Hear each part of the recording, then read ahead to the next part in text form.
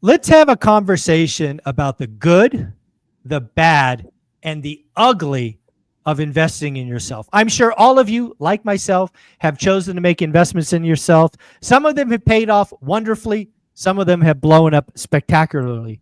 But as an adult, a lot of the things that we do are about making investments, getting in new rooms, spending time in different areas. What is the kind of core to the good, bad, and the ugly? We're going to have a conversation with the one and only Mr. Brian Adamson. How you doing, Brian? I'm doing great, man. How you? I'm doing very well. One of the things I know about you and I admire is you're always kind of asking yourself about how do you, what's the next investment? Where do I go from here? You're constantly tweaking. You've obviously made a very big pivot in your business, which I admire and is going really well. But let's talk about how Brian invested himself, because I don't think a lot of people look at you and go, even Brian invests in himself. Yeah, the first thing is this for me. I believe investing in yourself is the only way to guarantee your ROI. Hmm. It's the Tell me only more. investment that you make that you can guarantee an ROI. Okay. Now, Why? because the work is up to you. I see what you did there. I see. I see. You like what I did right there, right? I Now, like people that. watching this didn't like what I did right there, but you like what I did right there because we get that. Yeah. I guarantee, right? I don't care if I buy a course and when I open it up, the right material wasn't in there, right? I still learn something from that situation to where now the due diligence that I do, the way in which I research the things that I want to invest in will differ the next time I do it. I won't make that same mistake twice. Yeah. So for me, it's never an L. I have to make the next investment to protect the previous. And I'm never going to invest in something and not do the work to get the outcome. Yeah, that is a big deal for me. Obviously, the do the work thing is obviously a tagline of mine for since I started. And it's where I see most people fall down. It's like, hello, that's like rule number one, right? If you're gonna pay to be in something or be around someone and you ask them what to do. Like I remember really early on, before the channel, before the book, before all of this stuff, Olivia and I would go have coffee with people. And again, these are people in our kind of like in our network. Maybe they're not like our closest five friends, but they're like friend of the friend. And I bet you we did this 50 times, Brian. Mhm. And we told them exactly what to do, buy box, daily discipline. We handed them referrals to agents and we gave them the entire playbook. One person out of 50 did anything. The other 49 did something between completely ignore us, say it's too hard, or, ask for a different way. Like, we can't do that cuz. I'm like, what are you doing to me here? Go away. You're wasting my time. It's So crazy. immediately, there's a scripture reference that comes to mind that where your treasure is, so your heart will there your heart will be also. Where Hmm. your treasure is, there your heart will be also. So what happens is when people don't invest, then their heart is not in whatever it is that they're doing. So all because you showed up and gave them a gift, right? They lack the desire to truly open it. And so we run around and we wonder why when we give people Mind stuff for boggling. free, why they don't care. Yeah. It's because where your treasure is, there your heart will be also. Right? Look at where people spend their money. That's the thing that they're really interested in. Everybody tells you what they care about, where they spend their money. The same is Yeah. true that you always say, Mike, show me your calendar, I can tell you what you care about. Show me where you spend your money, I can show you what you care about. I don't care what your mouth Amen. is. Where you spend your money is what you care about, right? You're spending probably tens of thousands of dollars on this nutrition thing that you're on this year, right? Yeah. Hmm. That shows me where your heart is. Yeah. It's Yeah. really that simple, right? And so there's another scripture that says, don't cast your pearl before swine." When you have something of value Yeah. and the people that you're trying to give it to don't value it, then that's casting your pearls before swine. You're not supposed to do that.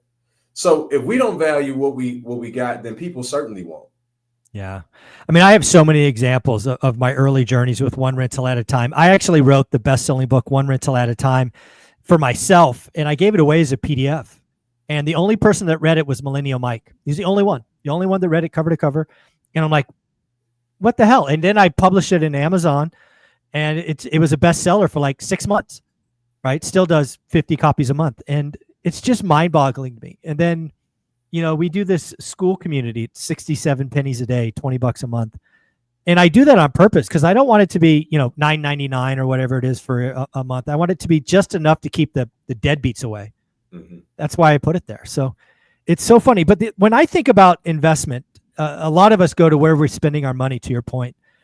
But it doesn't always have to be money. It can be time. Like, what's important to you? Like, what makes you get up early? What makes you watch less TV? What makes you do this, that, the other thing? Right? Because again, I really do believe, as you brought up earlier, show me your calendar and I'll show you what's important. Mm-hmm. Nothing on this earth bugs me more than hearing an entrepreneur tell me how he's doing this all for his family. And then I look at his calendar and there's no family. Mm-hmm. I'm like, you're just lying or confused, right? It's one or the other. 100%. And to your point, because I know some people that's watching this now and they're like, yeah, it's just always about money, right? So I like the fact that you pivoted to, but seriously though, Mike, right? Yeah. Like for those that really don't like to invest in themselves, they cringe at people talking about money and investing in themselves. So they think, oh, they're just trying to get us to buy something. No, we're not selling you anything. Okay. Nope. But you should be buying something, because if you don't find yourself valuable enough to invest in, then what else is more valuable for you to invest in? Right. Yeah. And so looking at the timepiece, I think about the books that I read, the people that I spend my time with, right? I have to get a return on that investment. Okay, look at it. I guess look at it from this perspective. If God gave us all the same playing field in terms of 24 hours a day, how is it that some people go out and generate millions, if not billions of dollars with their 24 hours, and others make $40,000 a year? It's what they're doing when they invest their time. Yeah. Right. And so to your point, if it's fantasy football, Netflix, you know everything about every sports player, you know everything about every entertainer, then the ROI, the fruit, is indicative of the root, right? Your ROI looks like those are the things you invest your time in, whereas the millionaire, the billionaire, the things that they invest their time in bears the fruit that you see. And so, yeah. Go ahead. No, I just want to go one level deeper, because I think there's another pivot in this where most people get wrong. So we talked earlier, you did and I did, about where you spend your money. I can show what's important. We talked about time, but there's one more thing that we just got to bring up in this social media age. If I pulled up your Instagram feed or your YouTube feed and all I saw was doom, crash bro, you're feeding yourself the wrong information. Why would you get out of bed if all you're consuming is fear porn? Porn's a nasty thing, but there's a new industry called fear porn, and it is doing the same thing. It is holding you back. If you don't get invigorated, excited about the opportunity for today or tomorrow because of your god darn phone, that's on you. Step up and be an adult. Yeah, but Mike, they are stepping up being adults. How? They're stepping up and they're investing in what they think is important to them.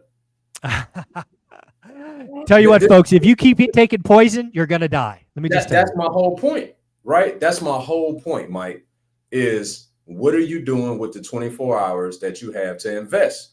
Because every day you're investing your time in something, and whatever ROI that you get is indicative of the investment that you're making.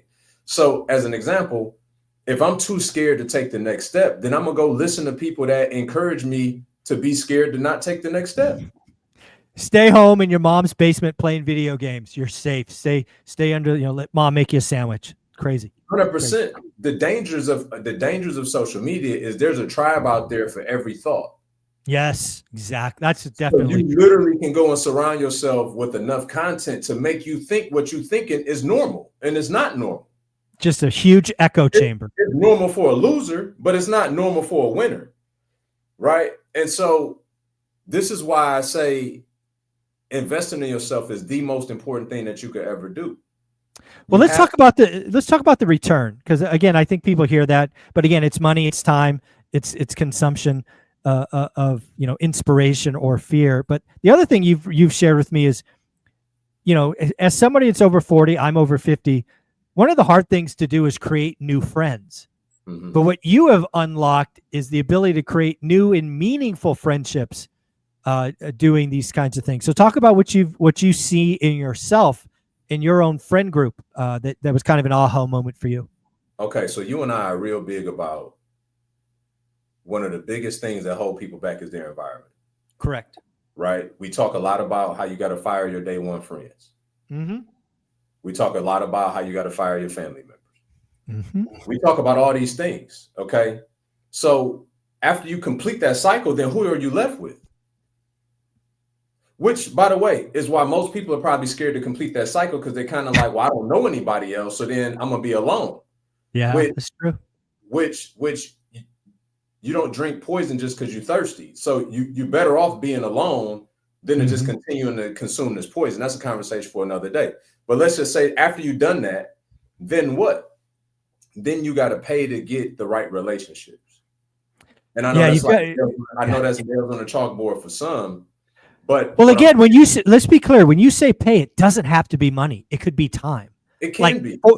For example, right? You and I have been talking for 30 minutes for basically 48 weeks of a year for 4 years, right? You and I have a relationship that goes beyond all of this, right? Lumberjack Matt, the Three Amigos, I mean, we've been doing it for 5 years. These are now some of my best friends. Why?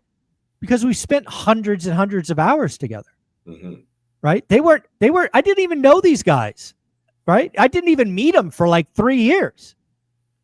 So everybody hears this and they think money. It can be time.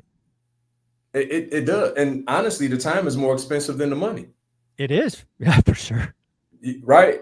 And so, but here's the thing, Mike, it still goes back to, I took the time to even put out content that made myself findable for you 4 years ago. Correct. And not just content, but something that was meaningful and of value to let you know a little bit about my character. And then we started to build a relationship as a result of that. Right. And so I just say that to say this: over the last at least 15 years, every meaningful relationship in my life to this point, 90+% of them has come from a transaction. It started from a transaction. Whether it was a linear transaction, meaning like my consultant who's behind the scenes, he's been like the most influential man in my life for the last 8 or 9 years, that started from a paid relationship that just evolved into a brotherhood. But it started with him helping me with something in my business, unbeknownst to me that he was just going to really turn out to be a brother of mine, right? I mean, I got so many of those on varying levels where I sowed a seed. Maybe that's a better way of saying it. I sowed a seed because every deed is a seed, right? Every deed is a seed, and you will reap a harvest from that seed. That's a principle. So sometimes the deed is with your time. Sometimes the deed is with your finances, but it's come from an intentional deed or an intentional seed that I sowed to get in the right room that I didn't know I was going to meet. I mean, my partner in our business coaching business right now, we just so happen to end up in the same inner circle from a $55,000 investment that he and I both made that put us into a room that turned into him being a vendor of mine to then us evolving into partners 3 years later. Like, I just can't make that up. You know what I mean? And so what I'm saying is that, Mike, you won't aimlessly wander into meaningful relationships. Yeah, it's, and you also won't be able to predict them. I'll give you both answers, right? You won't. It's not like you're going to plant a seed and you know who's going to pop out. I totally agree with you. So many things that I've learned, since I left the W-2 is you just got to keep planting seeds, whether that's disposable income or seeds of content or being a good person. And goodness comes from it. It's not always immediate. One of the things I heard, I think it was Layla Hermosi that said, shout out Layla, is content pays in arrears. And I'm like, oh, I like that. Right. So you got to do the work up front. And then what comes of that months, years down the line is something. And again, it does, when I say pay, it doesn't mean AdSense, right? I have the ability now to raise millions of dollars because I've done 16,000 videos. I have the ability to raise millions of dollars or do this or do that because I've done these things. So it's really fun for me. And maybe I'm lucky. Again, I sacrificed for 15 years. It's not luck, but people will call it lucky, that I can willingly plant seeds knowing that not all of them will bear fruit. But I'm going to keep planting seeds because I love my life and I love to see what can come. So Ecclesiastes 11:6 says, sow your seed in the morning and get busy by afternoon, for you do not know from which endeavor you will profit, if not both. So every day we're supposed to be hopping on the pod, recording the pod with Brian Adamson, right? We're supposed to hop on the next one in 30 minutes and record with that. That's sowing a seed every day. Amen. 7 days a week, baby. And you don't know of the 70,000 plus subs and all the hours. All it takes is one person to watch one video for their one specific reason, and everything can change. And so I got this saying, Mike, that we need to do everything like it's the most important thing, because anything can change everything. Do everything like it's the most important thing, because anything can change everything. Love that. That is, dude, that's got to be on replay. That's got to be. Is that not true though? I mean, it is. Change everything. And so what happens, because we lack the discipline to just sow the seed daily, we miss our harvest by looking for it. Oh, that's a way to end this show. I pick up that one. Yeah, if not, rewind, play again, because that's got to go on replay. Brian, where can people find you? Brian Adamson Official, YouTube, everywhere, actually. Brian Adamson Official. Awesome, buddy. I appreciate you.